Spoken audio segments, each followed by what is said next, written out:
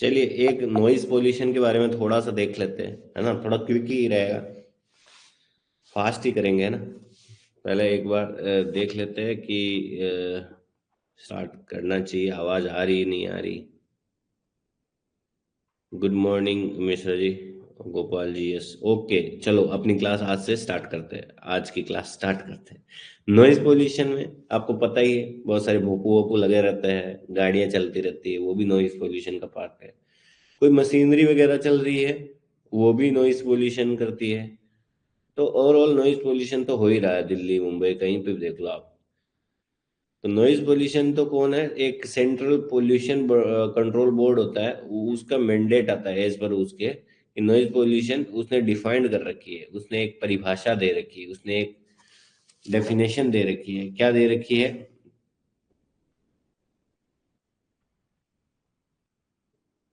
कि noise pollution is generally defined regular exposure of elevated sound level, मतलब जो आपका जो नॉर्मल साउंड लेवल है वो एलिवेटेड होता है, एंड दैट में lead to adverse effect to human and other living organism, जिससे कि आदमियों और अदर लिविंग ऑर्गेनिज्म जैसे एनिमल्स वगैरह पे भी इम्पैक्ट पड़ता है। एडवर्स इफेक्ट मतलब ये थोड़ी हार्मफुल इफेक्ट पड़ता है।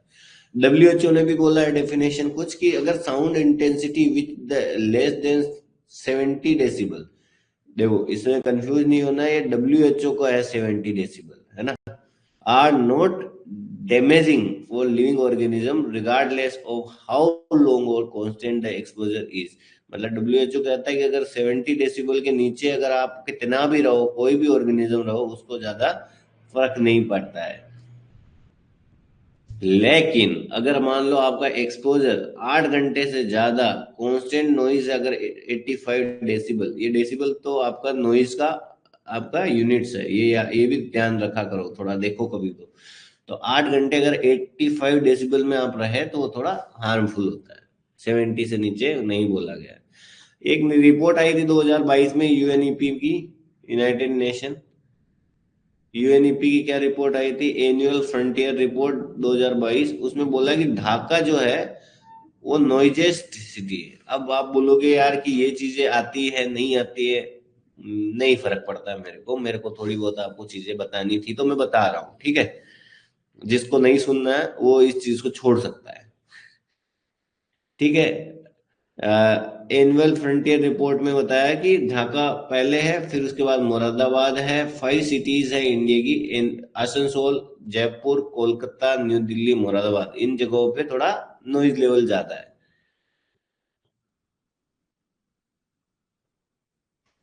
आपको यहाँ याद करने वाली चीज केवल एक ही दिखी मेरे को कि आपका पहला पॉइंट क्या हो गया, ये डेसिबल होती है, ठीक है, नॉइज का।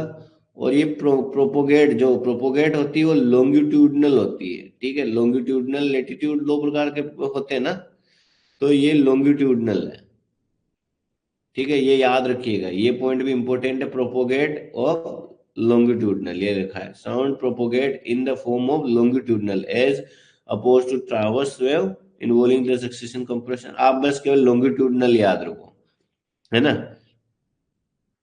और ये जो साउंड नॉइज पोल्यूशन है वो क्यों होता है, result of the pressure variance, जो प्रेशर में वेरिएशन आता है उसकी वजह से होता है, ठीक है। आपको ये तो पता ही है, कोई भी वेवलेंथ होती है, इसका एम्पलीट्यूड होता है, ये उसकी वेवलेंथ होती है, मतलब इसका जो टॉप पॉइंट होता है, इसका जो टॉप पॉइंट होता है, उन दोनों के बीच के वेवलेंथ बोलते हैं। यही सेम चीज को हम दोनों नीचे वाला भी लेंगे तो भी उसको बोलेंगे फ्रीक्वेंसी। अब जी ठीक है, ये चीजें नहीं जरूरी है, नॉइज पोल्यूशन ये भी नहीं जरूरी है, मेजरमेंट ऑफ द, हाँ, मेजरमेंट ऑफ द नॉइज थोड़ा इंपॉर्टेंट है कि अगर फ्रीक्वेंसी रेंज है जो आपका आदमी अपनी कानों से सुन सकता है वो है 20 to 20,000 हर्ट्ज, 20 to 20,000 हर्ट्ज, ये याद रखिएगा, 20 to 20,000 हर्ट्ज तक आदमी सुन सकता है, ये उसकी रेंज होती है, ठीक है। बाकी कोई सुन रहा है तो फिर वो अपना जान लीजिए भाई कि आप ह्यूमन तो नहीं है, है ना।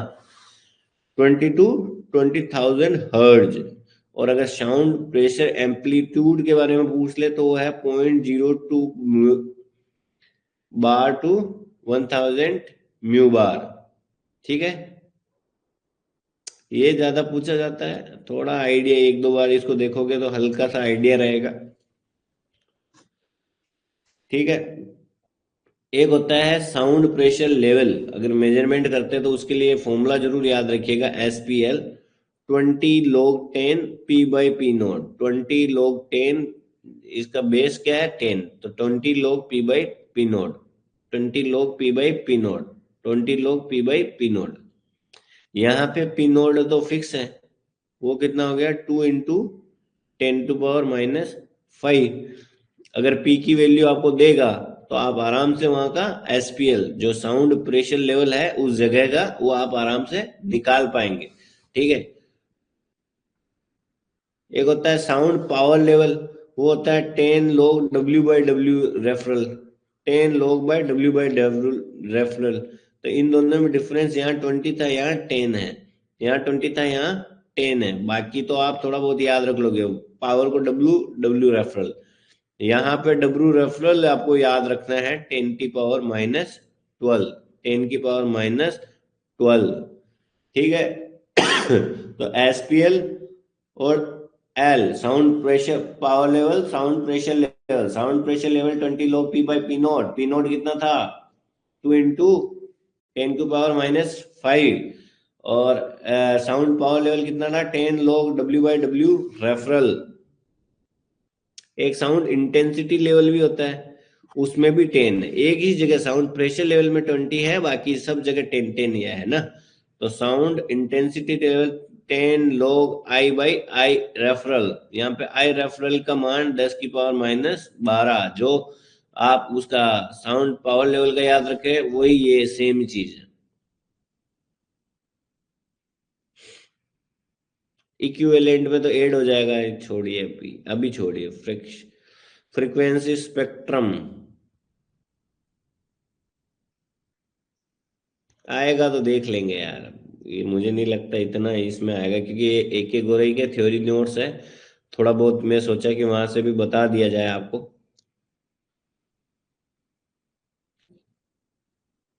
लाइन सोर्स वर्क साइड्स,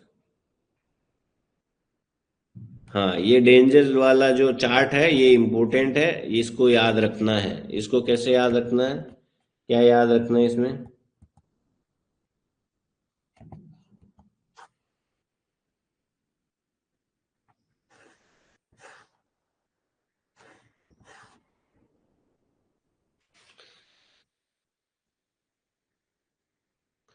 देखो ए वार्निंग लिमिट अगर मान लो 85 डेसिबल, ये देखो DGMS का सर्कुलर है 1975, है ना। मैं यही कह रहा था कि इससे कंफ्यूज नहीं होना, WHO क्या बोल रहा है, WHO का अलग है, वो याद रखिएगा कि वो WHO का है, ये DGMS का है। DGMS कहता है कि जो वार्निंग लिमिट है 85 डेसिबल है, कितना 85 डेसिबल, वहां पे आपको वार्निंग है, वार्निंग दी जाएगी। वहां छोटी मोटी रिस्क है, आपके अगर मान लो आपने कान में ईयरबड वगैरह नहीं लगा रखे हैं, जो प्रोटेक्शन वाला अनप्रोटेक्टेड ईयर है आपके, तो 85 पे हल्का फुल्का रिस्क है, अगर आप 8 घंटे उसी इन्वायरमेंट में रहते हो।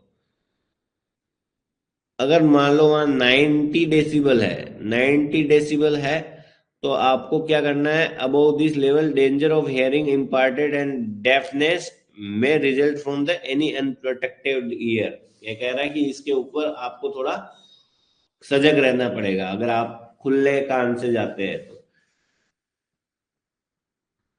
A worker should be not enter without appropriate year protection, अगर मान लो 115 डेसिबल हो गया है तो आपको अनप्रोटेक्टेड उस एरिया में ही नहीं जाना है। ठीक है, और अगर 130 डेसिबल हो गया तो वहां पे क्या होएगा कि if the single isolated outburst of the noise which can go up to 130 and impulse of the 120 fast, यहाँ पे तो आपको protective equipment shall be worn, उस जगह तो आपको पहन के ही रखना है ना।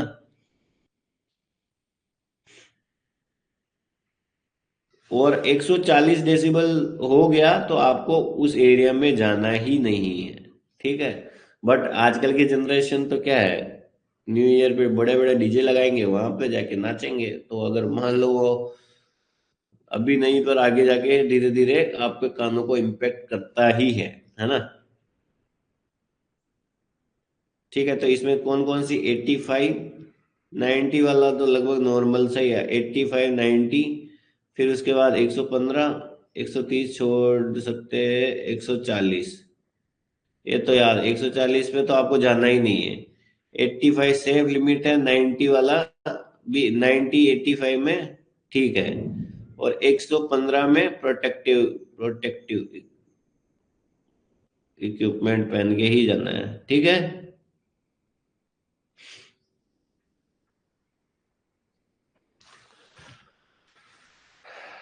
ये तो यार अब इतना तो डेप्थली नहीं जाएंगे अपन इस वाली क्लास में। माइनिंग ज्ञान एज इंडिया का बेस्ट ऑनलाइन लर्निंग प्लेटफॉर्म है सारे माइनिंग कॉम्पिटिटिव एग्जाम के लिए, जहां GATE mining engineering, mining Sardar, overmen, DGMS first class, DGMS second class, mine mate, blaster जैसे सारे माइनिंग कॉम्पिटिटिव एग्जाम की तैयारी कराई जाती है। यदि आप गेट एग्जाम की तैयारी कर रहे हैं तो माइनिंग ज्ञान, और गेट के अलावा किसी भी एग्जाम की तैयारी कर रहे हैं तो माइनिंग ज्ञान 2.0 ऐप को डाउनलोड कर सकते हैं, जिसके अंदर में इंडिया के top class faculty members daily के लाइव क्लास कंडक्ट करते हैं, जिसका रिकॉर्डिंग हर क्लास के बाद आपको मिल जाया करता है। न सिर्फ लाइव क्लास बल्कि स्टडी मटेरियल और मॉक टेस्ट भी आपको ऐप के अंदर में ही मिल जाता है। अलग अलग कोर्स के लिए माइनिंग ज्ञान का अलग अलग बुक भी अवेलेबल है, जो आपको कोरियर के माध्यम से भेजा जाता है। मतलब आपको आपके एग्जाम प्रिपरेशन के लिए जिन भी चीजों की जरूरत पड़ती है सब कुछ माइनिंग ज्ञान ऐप के अंदर मिल जाता है। तो आप भी यदि माइनिंग ज्ञान से जुड़ना चाहते हैं और माइनिंग ज्ञान से जुड़ करके अपने प्रिपरेशन को बेस्ट पॉसिबल डायरेक्शन देना चाहते हैं तो आज ही डाउनलोड कीजिए माइनिंग ज्ञान ऐप को गेट एग्जाम की तैयारी के लिए, जबकि माइनिंग ज्ञान 2.0 ऐप को गेट के अलावा बाकी सारे माइनिंग कॉम्पिटिटिव एग्जाम की तैयारी के लिए। देखो, डे टाइम नाइट टाइम ये सब डिफाइंड है। डे टाइम होता है 6 AM से 10 PM, 6 AM से 10 PM, 6 AM से 10 PM। नाइट टाइम होता है 10 PM से 6 PM, 6 AM। ये कैसे डिफाइंड किया है, फर्स्ट सेकंड थर्ड, ये तीन शिफ्ट चलती है ना माइंस में। तो फर्स्ट शिफ्ट क्या होती है, 6 से 2 बजे तक। सेकंड शिफ्ट होती है 2 से 10। थर्ड शिफ्ट होती है 10 से 6। तो आपको इससे याद रखना है कि जो फर्स्ट और सेकंड है इसको ये लोग डे टाइम बोल रहे हैं, और जो लास्ट वाला है उसको ये नाइट टाइम बोल रहे हैं, ठीक है। तो ये यहाँ पे जहां पे भी डे टाइम नाइट टाइम का बाइफेक्ट्रिएशन दे रखा है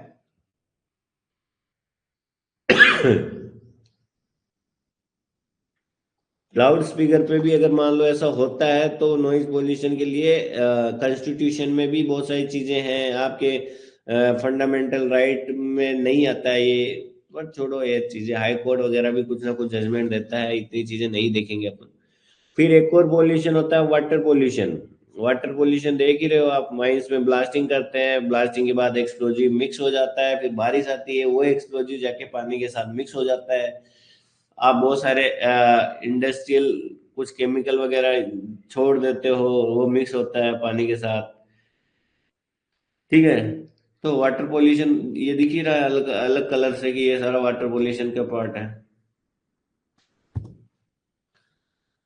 ये देखो पानी का कलर ही लाल हो गया, वो उसका नहीं है।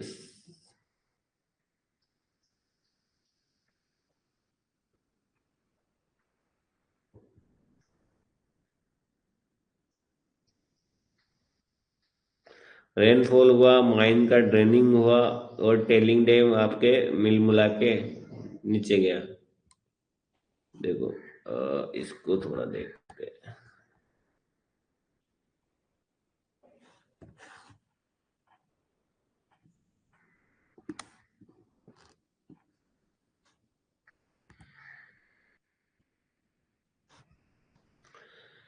देखो माइनिंग पोल्यूशन होता है, ये मैं किसी की साइट से उठाया हूँ, है ना।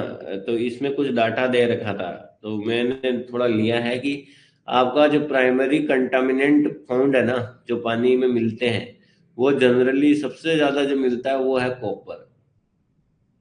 कॉपर पॉल्यूटेंट करता है, फिर उसके बाद जिंक करता है, फिर आर्सेनल, फिर लेड, फिर other. Copper, zinc, arsenal, lead और फिर सबको मिला दो वो अदर।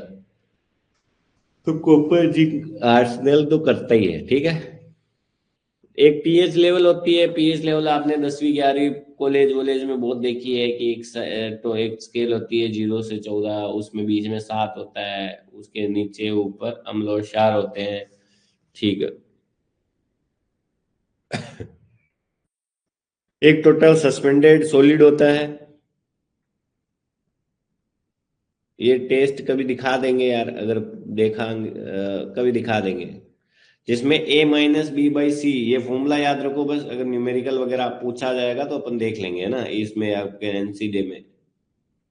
मैं अभी एनसी डे पढ़ा रहा हूँ तो पहले आपके थ्योरी क्वेश्चन करा दे रहा हूँ, है ना।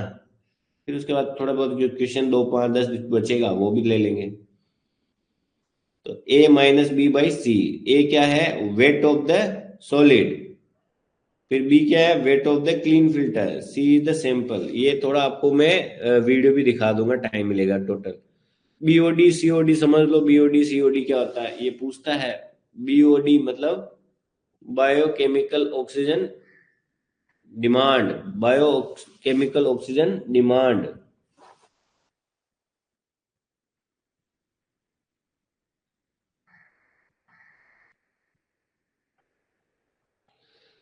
एक होता है बीओडी, एक होता है सीओडी, केमिकल ऑक्सीजन डिमांड। अब दोनों में कुछ तो अंतर होगा ना, बीओडी और बीओ में। तो देखो, बीओडी, बी में तो पता ही चल रहा है बायो केमिकल ऑक्सीजन डिमांड, मतलब the amount of oxygen required to decompose biodegradable organism.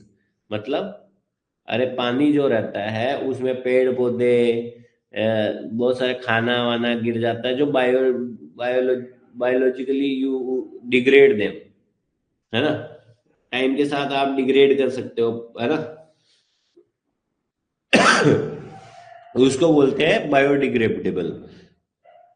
तो अगर उसमें बायोडिग्रेड हो रहा है तो उसमें क्या चाहिए होगा, ऑक्सीजन चाहिए होता है। तो the amount of oxygen required to decompose biodegradable organics present in the waste water is called as biochemical demand.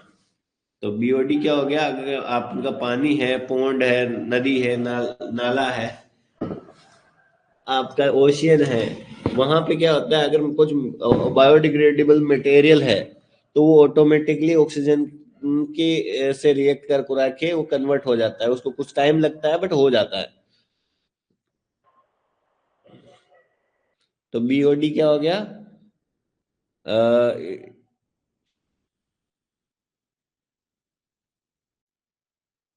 BOD का फॉर्मूला याद रखो कि बीओडी टाइम, किसी भी टाइम पे बीओडी निकालना है।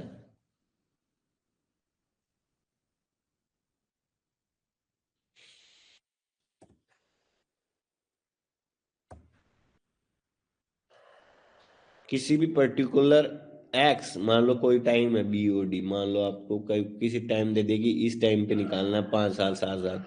तो एक बीओडीएल, बीओडीएल क्या है, अल्टीमेट, कि इतना हो सकता है, अल्टीमेट बीओडी, ठीक है, इनटू 1 - 10⁻⁻⁻ ठीक है। इससे आप बीओडी किसी भी टाइम टी पे निकाल सकते हो। पूछेगा तब देखेंगे, बट ये थोड़ा ध्यान में रखो कि ऐसी चीज होती है। एक होती है सीओडी।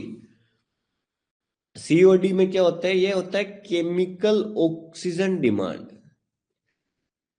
देखो, कभी भी कोई पॉन्ड होगा, कभी कभी तो उसमें पेड़ पौधे गिरेंगे, कभी कभी क्या होता है, आप जाते हो वहां पे पार्टी करने, या आप और आपकी लेला दोनों पार्टी करते करते यहाँ से ये धम, क्या वाटर बोतल गिरा दिए, पेप्सी की बोतल गिरा दिए, तो बहुत सारे कुछ केमिकल डाल दिए, तो वो क्या होगा, बायोडिग्रेडेबल नहीं होते टाइम के साथ।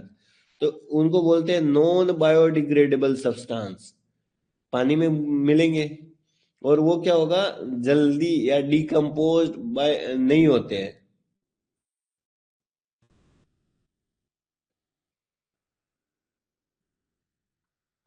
तो उस इसलिए उसमें क्या होता है, एक स्ट्रॉन्ग ऑक्सीडाइजर डाला जाता है।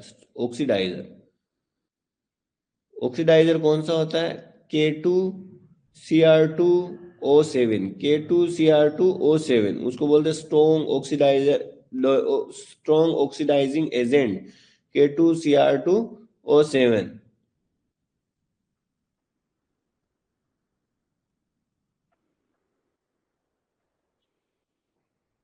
अब ये क्या हुआ, आपने CO2 मतलब K2Cr2O7 डाला, उसकी वजह से जो COD, जो नॉन बायोडिग्रेडेबल मटेरियल या सब्सटेंस जो भी है, वो डिग्रेड होना चालू कर देगा।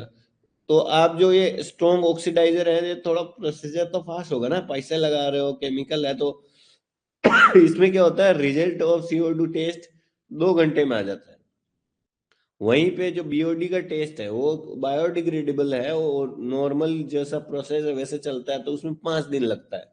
तो कभी अब ये थोड़े बहुत क्या बोलते हैं, छोटी छोटी बट मोटी मोटी बातें हम डिस्कस कर लेते हैं। इस वाले में क्या क्या अपन को याद रखना, पहला, COD में हम अलग से एक ऑक्सीडाइजर, स्ट्रॉन्ग ऑक्सीडाइजर यूज करेंगे जिसका नाम है K2Cr2O7, पहला पॉइंट। दूसरा पॉइंट, टाइम की बात करें तो CO2 टेस्ट में लगते हैं, COD केमिकल ऑक्सीजन डिमांड में लगते हैं केवल 2 घंटे, वहीं BOD वाले टेस्ट में लगते हैं 5 दिन के आसपास। वो थोड़ा कम हो सकता है, टेम्परेचर पे डिपेंड रखता है, पर 3 से 5 दिन तो लगते हैं, ठीक है। वहीं अगर मान लो एज ए अमाउंट अगर देखने में पता लगे कि किसका ज्यादा है, तो वो CO2 ज्यादा दिखेगा, COD ज्यादा रहेगा, है ना, COD ज्यादा ही रहेगा BOD से, है ना। इसमें बायोडिग्रेडेबल है तो इसकी वैल्यू कम रहेगी, बट इसकी वैल्यू ज्यादा रहेगी।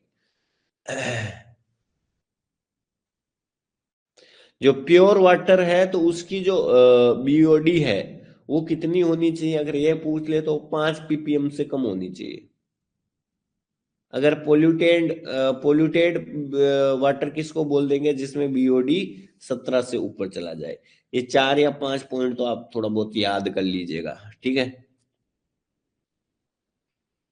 ये देखो, ये थोड़ा बहुत देर का स्टैंडर्ड, ये DGMS फिजियमस ने दिया होगा, आप देखो क्या है। पीएच बोला है कि 5.5 से 9 के आसपास होना चाहिए। टोटल सस्पेंडेड सॉलिड्स वो 100 के आसपास होना चाहिए। BOD देखो, BOD 250 mg/लीटर,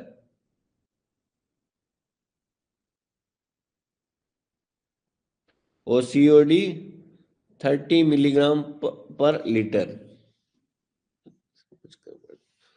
ऑयल एंड ग्रीस का 10 mg, छोड़ो बस इतना ही बहुत है, ठीक है। ज्यादा पढ़ लोगे तो पगला जाओगे एक ही दिन में। पढ़ना तो है ही है, पेपर क्लियर कराना है अपन को।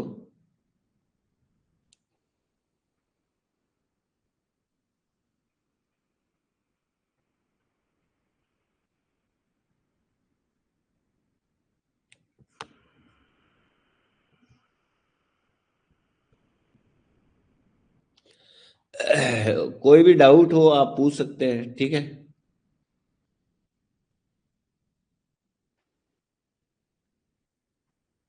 हाँ, ये थोड़ा देख लेते हैं यार, ये भी जरूरी है।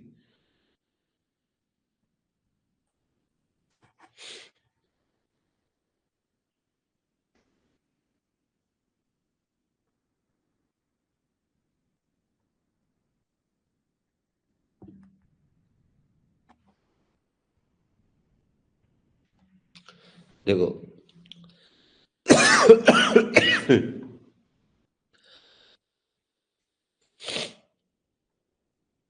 देखो कभी भी जो कोई भी लिक्विड फ्लो होगा ना, वो दो प्रकार से होता है। एक होता है स्ट्रीम लाइन फ्लो, मतलब बिल्कुल स्ट्रीम, मतलब आपस में कोई कटौती नहीं करेगा उसके पाथ को, और सब पार्टिकल अपने अपने रास्ते पे चलेंगे, स्ट्रीम लाइन फ्लो। एक होता है टर्बुलेंट फ्लो, टर्बुलेंट फ्लो मतलब कैसे भी उबड़ खाबड़ जाते रहेंगे, पानी बहता तो रहेगा बट ऐसे ही बहेगा। ठीक है, तो इनका जो है ना, ये चीजें हम देखते हैं रेनॉल्ड नंबर से। रेनॉल्ड नंबर, और वो याद रखिएगा थोड़ा बहुत कि ये होता है, जिसमें क्या होगा, वी वेलोसिटी है, डी डायमेंशन है, रो डेंसिटी है, म्यू विस्कोसिटी है, और इसी म्यू को म्यू बाय रो कर देंगे तो ये आ जाता है, ये इसको काइनेमेटिक विस्कोसिटी कर देते हैं। यहाँ याद रखने वाली क्या है कि कोई भी एक माइन है, ठीक है, उसमें जो माइन एरिया में प्रेशर ड्रॉप होता है,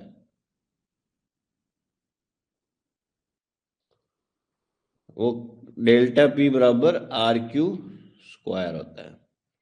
एक फॉर्मूला तो ये याद रखिएगा, डेल्टा पी बराबर आर क्यू स्क्वायर। दूसरा फॉर्मूला क्या है, डेल्टा पी को ही आप लिख सकते हो के S Q square by A square,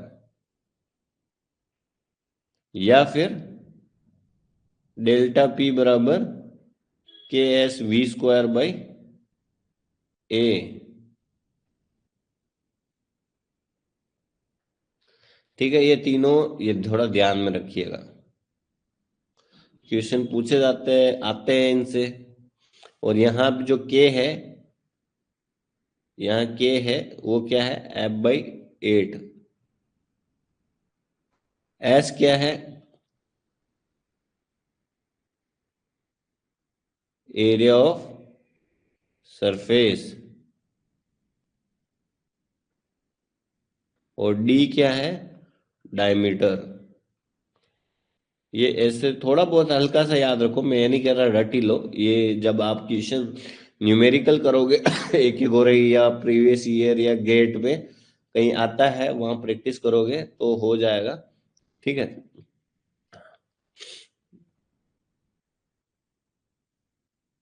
एक होता है इक्विवेलेंट रेजिस्टेंस। देखो, दो प्रकार के मैंने कल भी पहले भी बताए थे। अगर मान लो कि आपके ये जो रेजिस्टेंस है,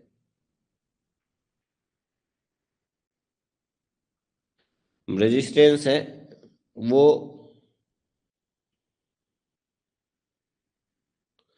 सीरीज में है, ये हो गया पैरेलल।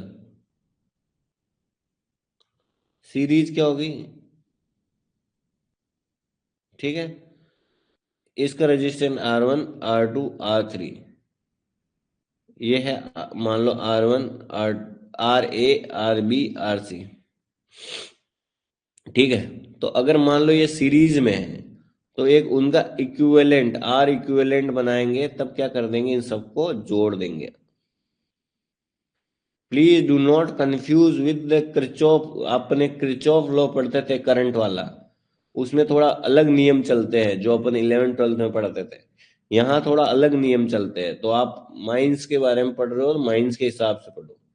ठीक है, सीरीज का R1 plus R2 plus R3 dash ऐसे चलता है।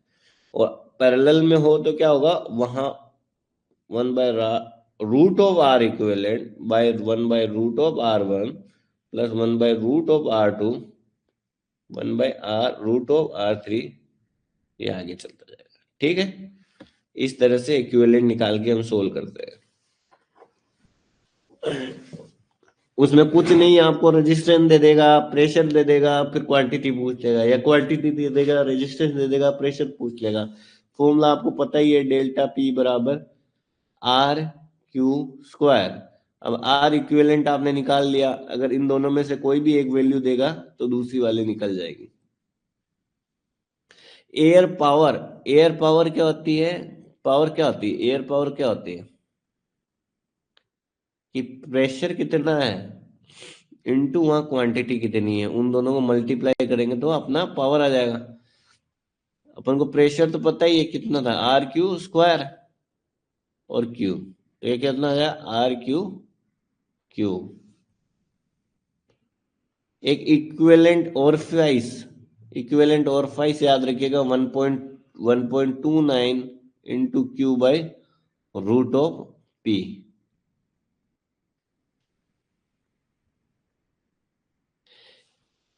चलो, एक होता है एनवीपी। एनवीपी कैसे देखोगे? एनवीपी ये इस फॉर्मूले से याद रखिएगा कि जी डेप्थ कितनी है, B temperature of upcast, temperature of downcast, divided by 287.1 temperature of upcast, temperature of downcast का मल्टीप्लिकेशन इंटू 10⁻³ एक मोटी कॉलम होता है। इस पे भी क्वेश्चन आते हैं कि अगर जितना आपका एनवीपी है उसमें आप डेंसिटी इंटू जी का डिवाइड कर दोगे तो उससे मोटी कॉलम निकलेगा। ठीक है, अभी ये रिलेटिव ह्यूमिडिटी तो हम देख लिए। चलो अब अपन अपने एनसीडे पे आते हैं, हो गया बहुत।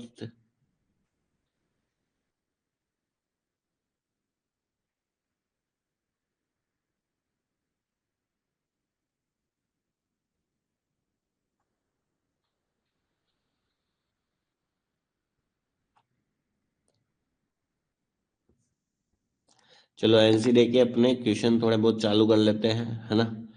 कहाँ गया?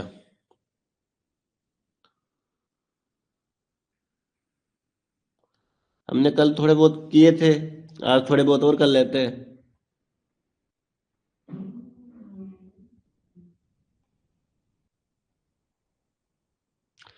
हाँ, यहां से देख रहे थे कि the relation between the pressure and quantity resistance of the airway. अब तो आप आराम से बता दोगे आपको क्या होगा।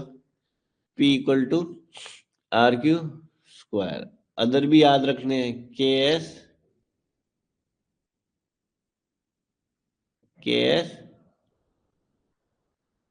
ठीक है, बाकी भी याद रखने हैं। ये भले सिंपल सा क्वेश्चन पूछ रहा है बट आपको बाकी जब भी रिवाइज करो तो इस तरह से करना है। अच्छा, ये साला फायर वगैरह और बोल दिया क्या?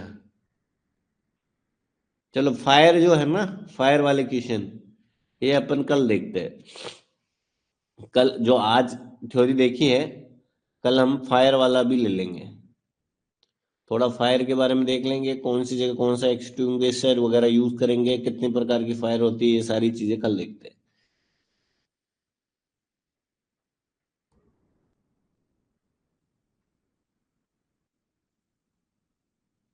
हाँ चलो यहां से देखते हैं। अगर 23 question number, what type of measurement is done with the velometer. Velometer से आप क्या मापते हो?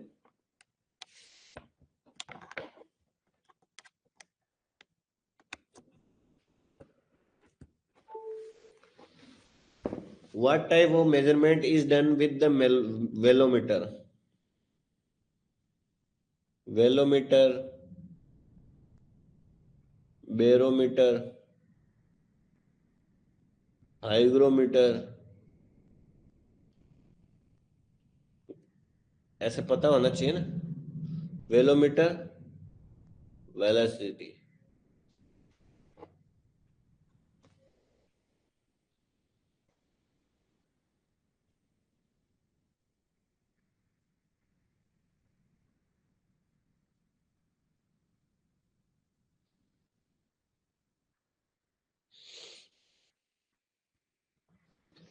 तो वेलोसिटी किसकी? Air velocity. ठीक है, अब आपका इनपुट भी चाहिए मेरे को, है ना। क्वेश्चन नंबर लिखना और उसका आंसर लिखना।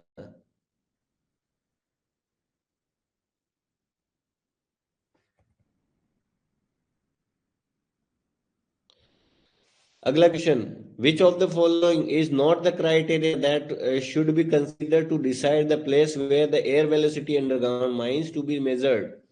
कह रहा है कि इनमें से कौन सा क्राइटेरिया नहीं होना चाहिए, किसका? अंडरग्राउंड माइंस में वेलोसिटी मेजर करने का।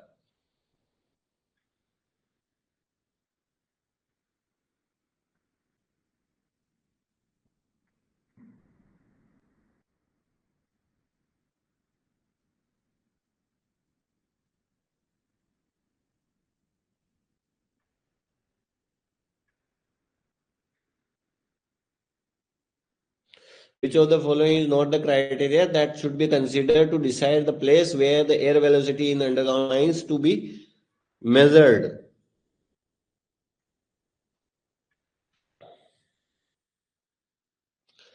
देखो, roadway should be the uniform cross section and preferable height, ठीक है। ज्यादातर अपन प्रेफर करेंगे कि यूनिफॉर्म होना चाहिए, स्ट्रेट होना चाहिए, ये तो ठीक बात बोला है।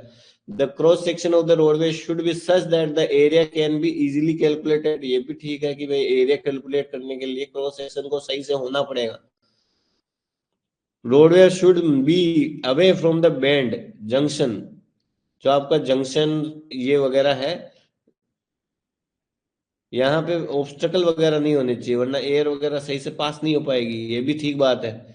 तो resistance of the roadway must be fairly high, fairly high नहीं होता है, फेयरली लो होता है।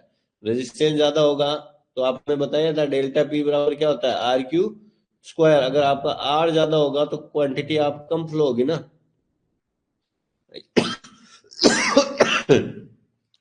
ठीक है,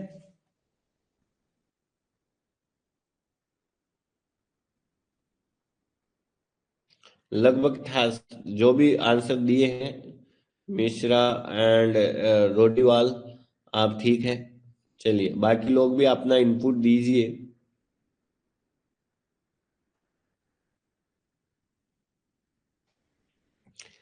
अगला question, how the anemometer is use to determine the average velocity of the air. मैंने क्या बोला, जब भी ऐसा क्वेश्चन देखोगे आपको याद आना चाहिए, एक होता है एनोमीटर, वेलोमीटर, बैरोमीटर, हाइग्रोमीटर, ठीक है।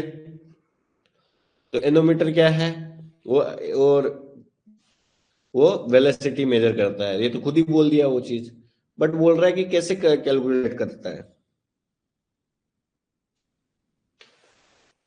एनोमीटर को क्या करोगे, जैसे ये आपका रोडवे है तो आपको जो क्रॉस सेक्शन है ना, should move through the cross section of the roadway. Nanometre को शुड मूव, उसको आगे पीछे ऐसे ले लेके जाके मेजरमेंट करोगे, तो nanometre should be move through the cross section of the roadway, ठीक है। अगला question, when the fluid flows through a passage of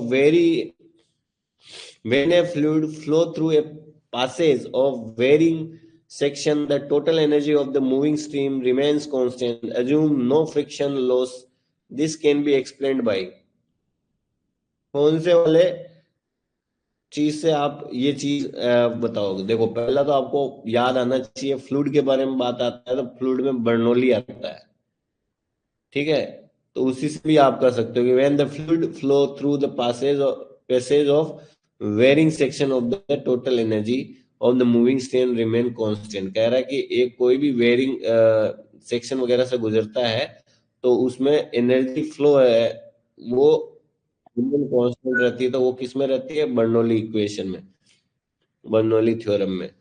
देखो Graham's law of diffuse, Kirchhoff तो अपन करंट के लिए पढ़ते हैं, है ना। उसमें बोलते हैं कि अगर किसी भी जंक्शन से आने वाली, अगर मान लो इससे I1 आ रही है, इसमें I2 आ रही है, इसमें I3 जा रही है और I4 जा रही है, तो बोलता है कि जितने भी किसी भी जंक्शन से आने वाली और जाने वाली, मतलब जितनी भी है इस पॉइंट पे इनका जीरो होता है,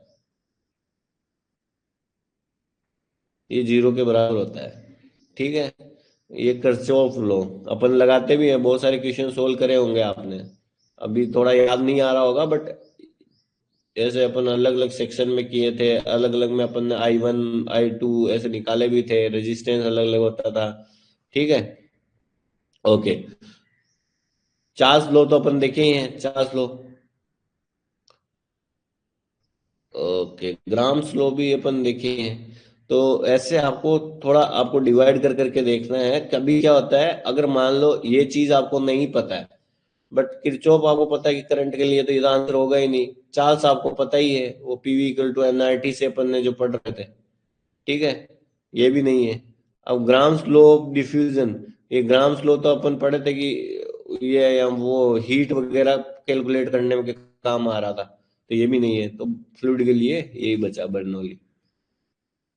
अगला question, the volume of the given mass of the gas varies inversely as the absolute pressure if the temperature remain the constant. This is the example by, कह रहा है कि अपन ने पढ़ा था क्या, PV equal to nRT, volume of the given mass of the gas very, तो mass of the volume जो है वो इनवर्सली है एब्सोल्यूट प्रेशर के, मतलब टेम्परेचर कांस्टेंट है, तो वो क्या था, वो था Boyle's law, PV P equal to inversely T, मतलब टेम्परेचर दोगे तभी तो बॉयल होगा, तो टेम्परेचर कांस्टेंट हो गया तो वो बॉयल्स लॉ है।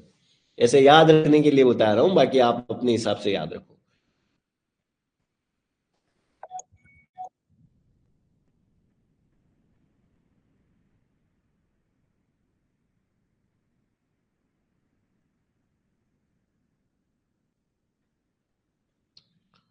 अरे यार, आज डाल दूंगा दिलीप जी, आज डाल दूंगा मैं, अभी याद से डालूंगा जैसे खत्म होती है। अगर कुछ पीडीएफ बाकी है, इस वाली भी, पुरानी वाली तो लगभग मैं डाल दिया हूँ यार, एक दो बच्ची होगी तो बच्ची होगी, वरना जनरली सारी डाल दी थी मैंने,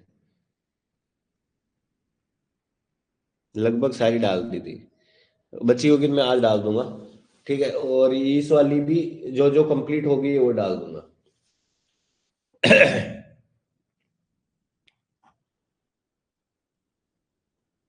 ठीक है। तो अब इसमें भी आपने जैसे ये वाला तो ऑप्शन कर लिया, उसके अलावा आपको पता होना चाहिए ग्राम फ्लो क्या होता है, CO2, CO produce, O2 consume, जिससे अपन पता लगाते हैं कि हीटिंग वीटिंग। किरचॉफ लॉ करंट के लिए है, चार्ल्स, पता नहीं, देख लेना, रिवाइज कर लेना यार। अच्छा,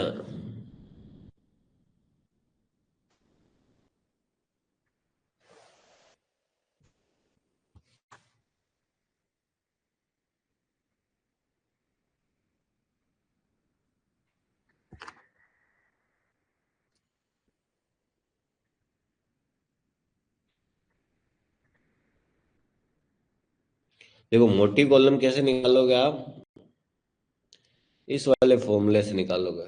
आप याद रखिएगा, टी बराबर TU, temperature upcast minus temperature downcast, divided bye 273 plus TU, temperature upcast, into depth, ठीक है।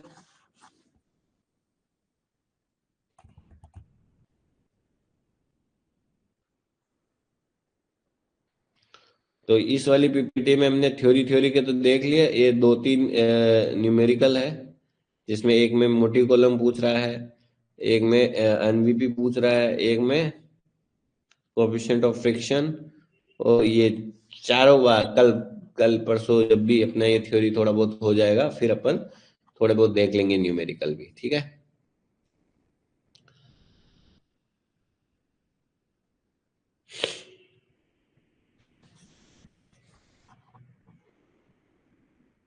अरे यार वो पीपीटी कहाँ गई,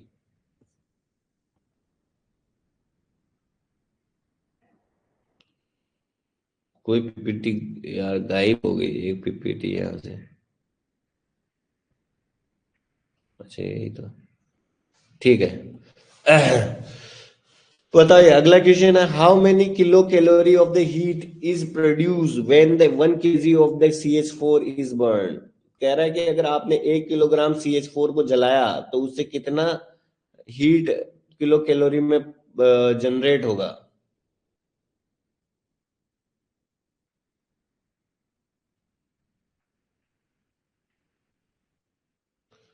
वो होता है 13,600, याद रखना है ये चीज, पूछ लेता है। अब आपको लगेगा यार ऐसा क्वेश्चन थोड़ी पूछेगा DGMS या कोई भी एग्जाम वाला, पर पूछ लेता है आजकल यार, क्या बोले। आपको पेपर निकालना है तो उतनी तो मेहनत करनी पड़ेगी भाई। Methane drainage was the first tried in the A cholerae, कह रहा है कि मेथेन ड्रेनेज कौन सी ऐसी कोलरी है वहां पे ये ट्राई किया गया था। अगर किसी को पता है तो 30 सेकेंड है आपके पास, बताइए, वरना मैं बताता हूँ फिर।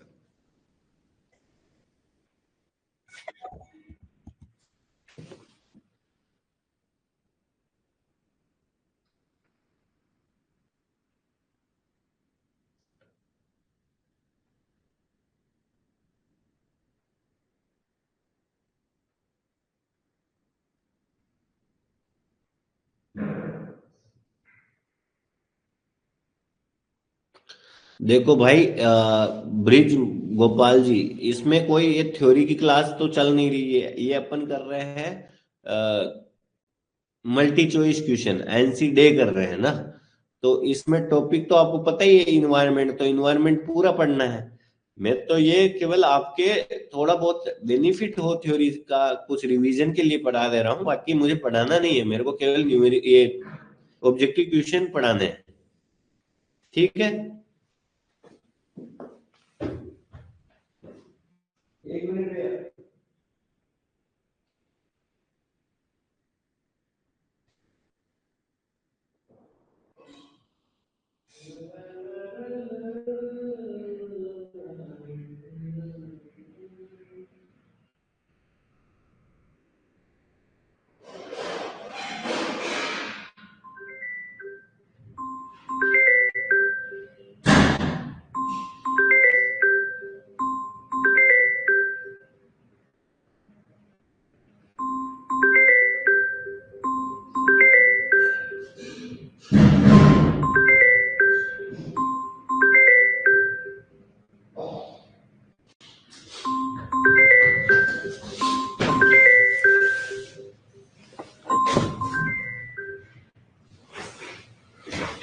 हाँ चलिए। तो वही है कि आपको इन्वायरमेंट पूरा पढ़ना है ना। इन्वायरमेंट डीजे देशमुख में वॉल्यूम 2 में है, पहला दूसरा तीसरा चैप्टर आप आराम से पढ़ सकते हैं, तो वो पढ़िए। ठीक है। चलिए, methane drainage was the first, कहाँ पे हुआ था? ये हुआ था रूर कोलफील्ड ऑफ जर्मनी। सबसे पहले मीथेन ड्रेनेज यही हुआ था। ठीक है। ये आपका होमवर्क है। देखो, ये होमवर्क मैं वापस चेक वेक नहीं करूंगा बच्चों की तरह, ये करो नहीं करो कोई फर्क नहीं पड़ता, बट आपके बेनिफिट के लिए बोलता हूं मैं कि जाके आज थोड़ा गूगल कर लीजिएगा, थोड़ा 2-3 रील कम देखिएगा, इन तीनों के बारे में पता करिएगा कि ये क्या है। देखो, रूट रिलीजन यहाँ है। आपने वर्ल्ड का मैप देखा होगा, इधर आता है जर्मनी। जर्मनी में इस जगह पे ये रूर रीजन है।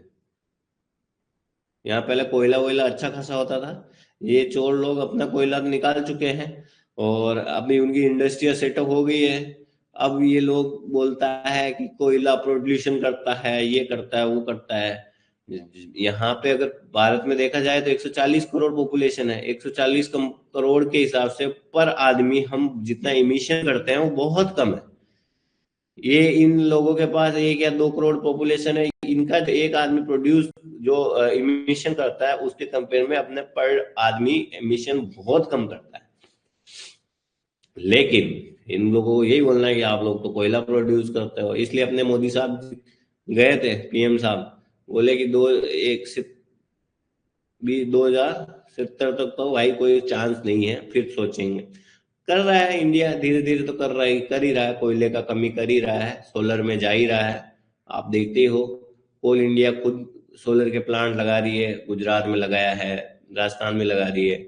उसके साथ भी आपके यहाँ पे बड़े बड़े सोलर पार्क बन रहे हैं, इंटरनेशनल सोलर अलायंस के भी अपन में। तो ऐसा नहीं कि नहीं कर रहे काम, कर भी रहे हैं। बहुत सारी ईवी गाड़ियां आने लग गई, अभी आप देख ही रहे हो, बाइकें आ रही है, कारें आ रही है। चल रहा है धीरे धीरे प्रोसीजर में, और मुझे लग रहा है धीरे धीरे ये परसेंटेज वाइज कम कर देगा। जैसे अभी 60, 70, 80% के आसपास इलेक्ट्रिसिटी जनरेट हो रही कोयले से, तो ये परसेंटेज रिड्यूस कर देंगे ये लोग, फिर जैसे 30, 30, 30 इस टाइप से कुछ परसेंटेज कर देंगे। चलिए, अगला क्वेश्चन है, what are the composition of the solution in which the plate of the Oldham camp lamp battery remain emerge. कह रहा है कि जो बैटरी है ना, ये ओल्डहम कैप, वो कौन से वाले में इमर्स, मतलब उसमें डूबी रहती है। अरे पहले जो बैटरी आती थी ना, वो किस में डूबी रहती थी? H2SO4 और डिस्टिल वाटर में। अगला क्वेश्चन है, why auxiliary fan of washing type is located in the airway at least no metre upstream of the corner of the pillar at the junction of the heading to be ventilated. कह रहा है कि जो auxiliary fan है ना, आपका जो airway है उससे 9 मीटर अपस्ट्रीम में ऊपर की तरफ क्यों होना चाहिए, कॉर्नर ऑफ द पिलर? ये शायद रिसर्कुलेशन, शायद क्या होता है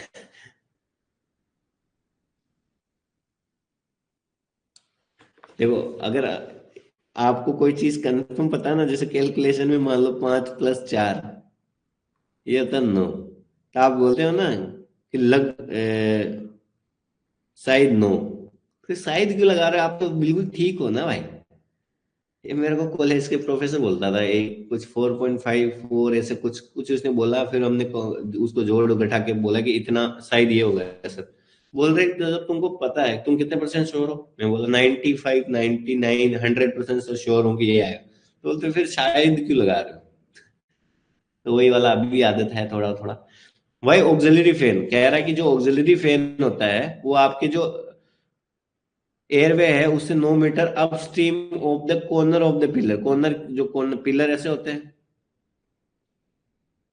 ठीक है, उससे 9 मीटर अपस्ट्रीम की तरफ होगा। वो क्यों 9 मीटर कम से कम होना चाहिए, क्यों? क्योंकि रीसर्कुलेशन हो जाता है। टू अवॉइड द रीसर्कुलेशन, अगर 9 मीटर से पास में ले आए ना, वहां रीसर्कुलेशन हो जाता है एयर का, और वो क्या होता है, डस्ट और गैस वगैरह उसमें मिक्स वगैरह हो जाती है, तो इसलिए अपन थोड़ा दूर ही रखेंगे, 9 मीटर कम से कम दूरी रखते हैं। Why more than the one auxiliary fan is not used in the one ventilation ring? कह रहा है कि जो वेंटिलेटिंग डिस्ट्रिक्ट है ना एक, कि मान लो इसमें एक पैनल होते हैं, एक वेंटिलेटिंग डिस्ट्रिक्ट होती है ना, तो उसमें अगर आप बोल रहे हैं कि one auxiliary fan is not use in the one, कह रहा है कि एक से ज्यादा ऑक्सिलरी फैन क्यों नहीं यूज करते? इसका भी सेम कारण है कि वहां पे भी रिसर्कुलेशन हो जाएगा, और वहां पे जो डस्ट और गैसेस है वो मिक्स हो जाएगी। इसलिए जितना जरूरी है उतना ही पैर पैर पसारो, दैट मीन्स कि हमको एक का ही ऑक्सिलरी फैन वहां चाहिए तो एक ही लगाना है। More than, why more than one auxiliary fan is not use, इसलिए नहीं करते हैं। अच्छा, ये वाला भी कल देखते हैं यार, इसके तो सीधा सीधा रटना है। एक चीज मैं आपको कल रटाता हूँ ये, कि इसमें क्या होता है, डिग्री 1, डिग्री 2, डिग्री 3, 2 और 3 के लिए कुछ अलग है, इनके लिए कुछ 3 चीज थी, तो मैं कल बताता हूँ आपको, है ना। ये तो सारे न्यूमेरिकल आ गए क्या?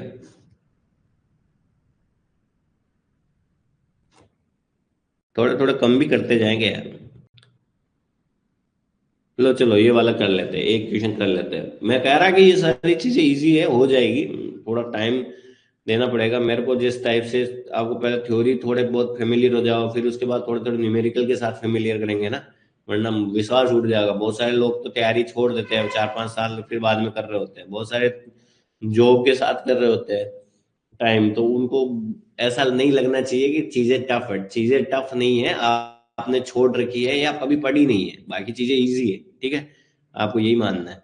आपके बोल रहा है कि 120% है और 360 टन है। 120 किस में है? लार्जेस्ट शिफ्ट में। ये मैं कल भी बता रहा था, फर्स्ट सेकंड थर्ड, उनमें से लार्जेस्ट शिफ्ट में वो बता रहा है कि 120 आदमी है, ठीक है। और प्रोडक्शन कितना है? 360 टन।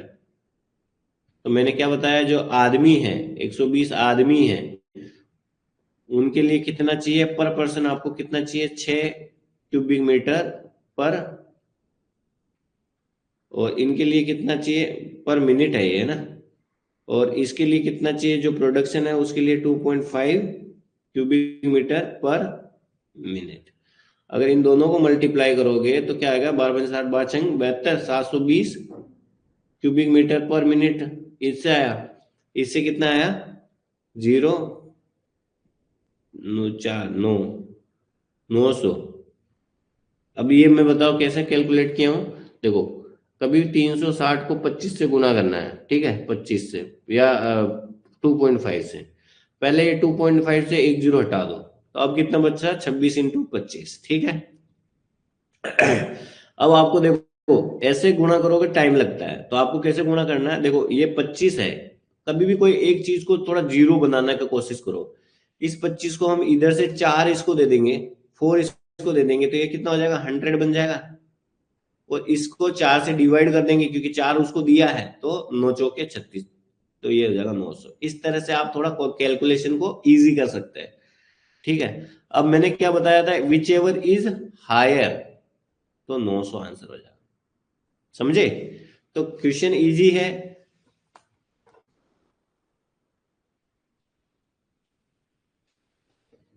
कि what is the minimum quantity of air required to recirculate along the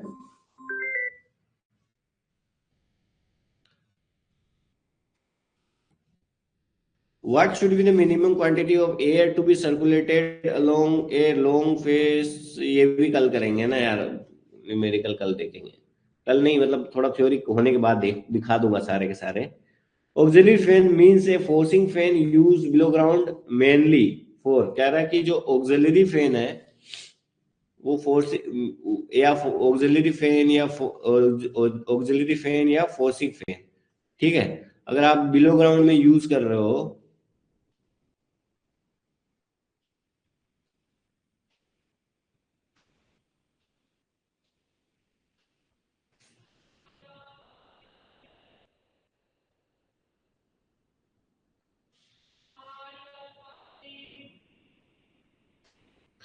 30 second है आपका, करिए, अटेम्प्ट करिए।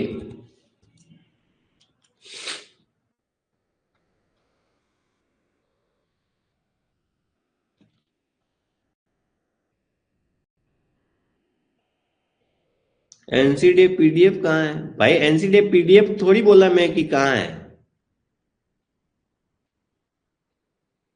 दिलीप मसार, मैंने ये नहीं बोला मैंने एनसीडी की पीडीएफ अपलोड करी है। मैंने जो पीपीटी पढ़ा रहा हूँ उस नोट्स को बोला था इन लोगों ने कि अपलोड कर दो, तो मैंने वो अपलोड कर दिया है, ठीक है।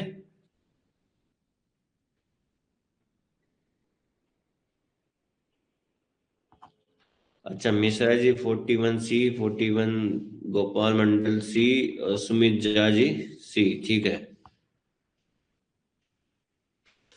कह रहा है कि ऑक्सिलरी फैन या फिर ऑक्सिलरी फैन को फोर्सिंग फैन भी बोलते हैं। देखो ऐसे टर्म भी आप थोड़े बहुत याद रखा करो। अगर आप बिलो ग्राउंड यानी कि अंडरग्राउंड में यूज कर रहे हो, क्यों करते हो? क्योंकि अगर मान लो एक या मोर फेस है, form A part of the ventilating district. जैसे मान लो क्या होता है, अगर आपने यहाँ से हवा भेजी तो बहुत बार क्या होता है कि उसके बहुत सारे फेसेस होते हैं, अंदर गया तो इधर भी गया, इधर एक फेस होगा, इधर होगा, तो वन और मोर फेस होते हैं उसमें बढ़िया रहता है, इसलिए यूज कर लेते हो आप। बूस्टर फैन का क्या होता है? Booster fan means a mechanical ventilator use below ground floor. किसके लिए यूज करते हो आप booster fan?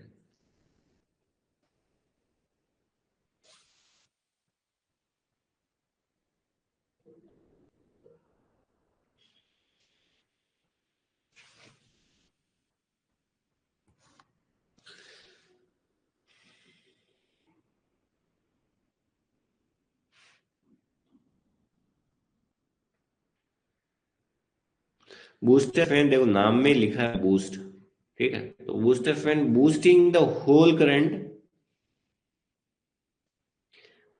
of the air passing along intake और return airway of the mines ventilator. मतलब जो माइंस में जितनी भी एयर है उसको बूस्ट करने में काम में आता है बूस्टर फैन। चलिए ये इजी क्वेश्चन आ गए, ये चीज हम पढ़ चुके थे, इसमें तो आपके आंसर धड़ाधड़ आने चाहिए। ब्लैक डैम किसको बोलते हैं बताओ?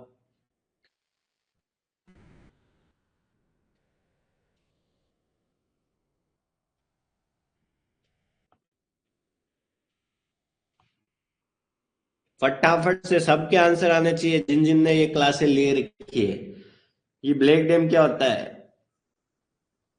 CO2 plus CO2 plus H2, CO2 plus N2, CO2 plus CH4।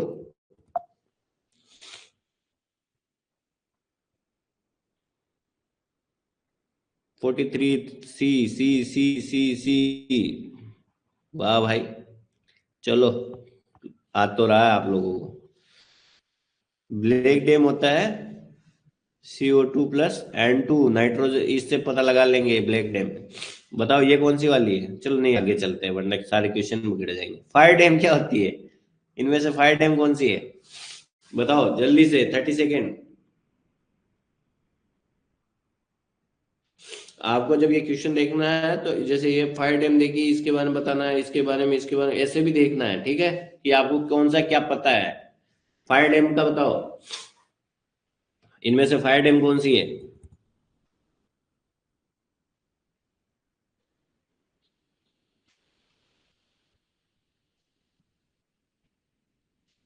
Forty four, सी सी सी सी सी।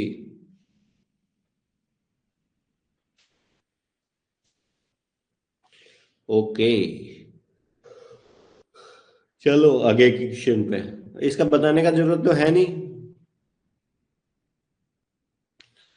CH4 होता है।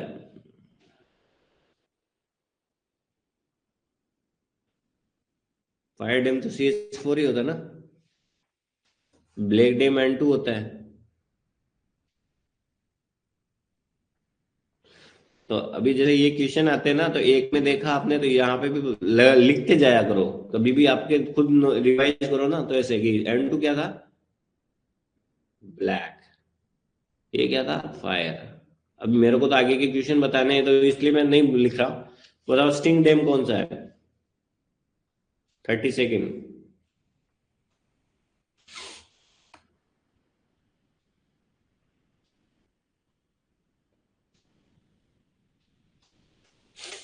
स्टिंग डैम।35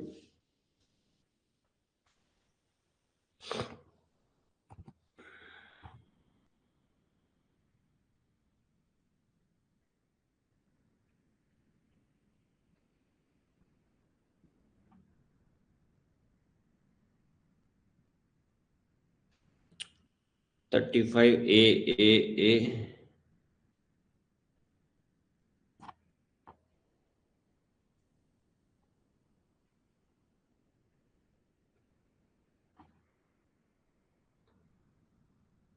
स्टिंग, स्टिंग कौन सा होता है? स्टिंग जिससे बदबू आती है, वो किससे आएगी? H2S से। ठीक है, ये फायर, फायर है मैं। अगला question, which of the following is not consider as a, इनमें से कौन सी है जो हार्मफुल नहीं है? Not consider the harmful gas. देखो ये नोट वोट पे बहुत ध्यान दिया करो, ठीक है, वरना आता हुआ क्वेश्चन एक तो गलत होगा, ऊपर से आपके नेगेटिव और देख के जाएगा।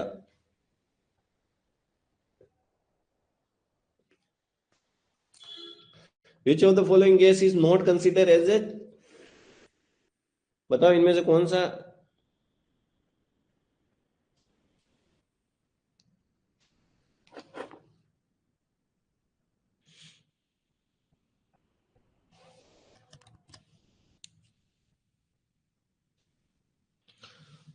46 D D D A।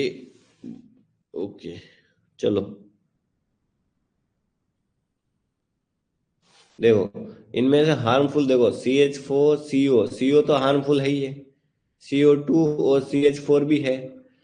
H2S को not chief of the harm बोलते हैं, इसको नहीं बोलते हैं। ये याद रख लो, ये याद रखना कि which of the following gas is not consider as a safe harmful gas? SO2।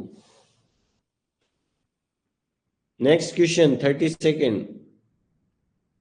In a depleting percentage of oxygen, person suffer in the different degree, at what percentage person will face instant loss of the sense? कह रहा है कि ऐसा कौन सा percentage है जहां पे तुरंत आदमी का सेंस खो जाता है अगर उतना ऑक्सीजन का लेवल चला गया तो?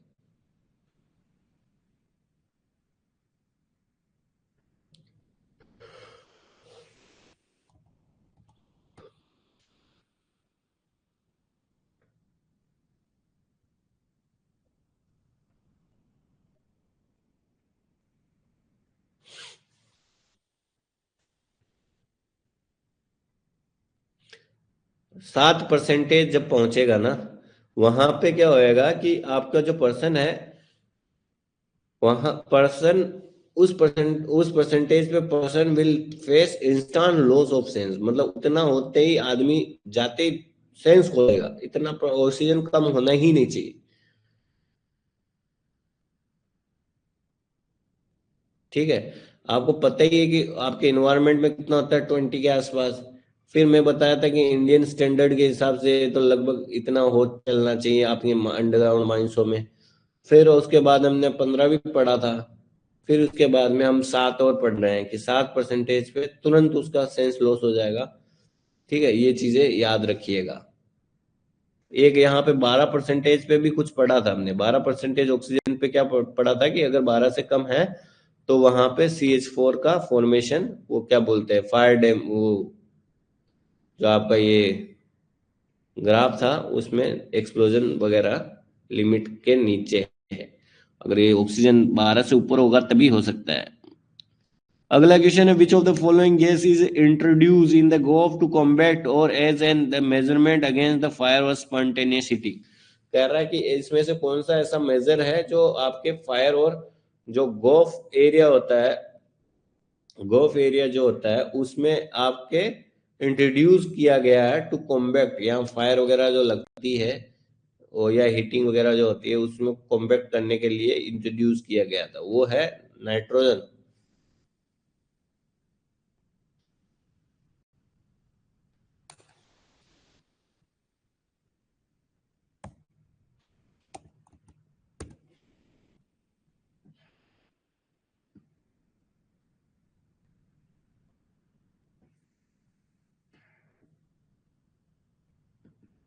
At what percentage CO2 safety lamp began in the die down? कह रहा है कि